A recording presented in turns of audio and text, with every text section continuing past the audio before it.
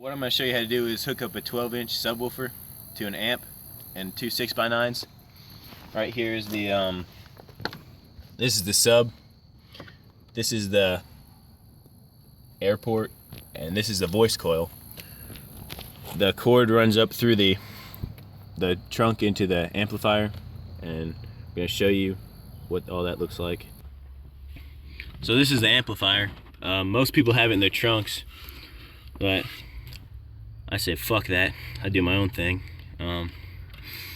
These go to the radio. They run through the carpet all the way to the radio. They basically give the radio the sound, or yeah. Back here, this is the wires for the subwoofer, the positive and negative. They go in the positive and negative jacks in the back. Same for the 5x9 speakers. I've got them doubled up in each spot because they take less power than the subwoofer. This red wire here is it goes to the positive spot in the battery, supplies it with power, and the negative runs to a bolt underneath here. It's a ground wire. I don't know if you can see that or not. And this blue wire is the remote shut off. Its purpose is to shut the amp off when the car isn't running. I've got that hooked up to the ignition, so when the car's turned off, it turns that off.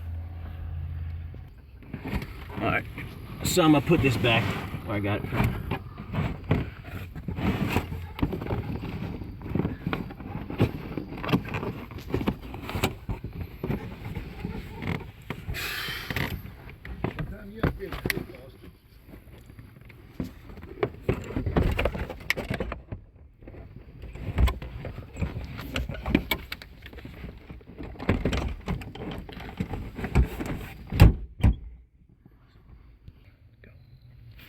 So this is the fuse box. This is what I got the blue wire running to, the remote shut off. I've got it plugged into the fuse for the ignition so it doesn't kill my battery.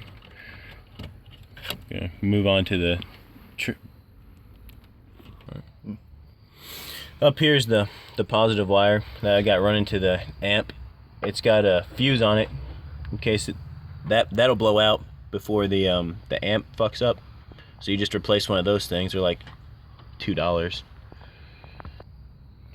This is the ground wire. The negative we got running to the amp. So I got all these chains bought up, and I got all this strength bought up. I bought all these bottles up in this club. Came here with all my dogs, but I got